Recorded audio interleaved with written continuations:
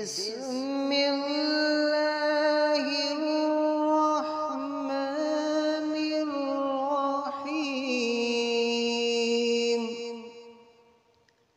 أرأيت الذي يكذب بالدين فذلك الذي يدع اليتيم ولا يحض على طعام المسكين فويل للمصلين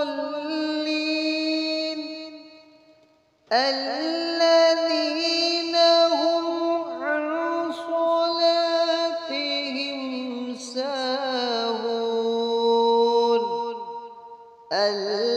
الذين هم يراءون ويمنعون الماعون صدق الله.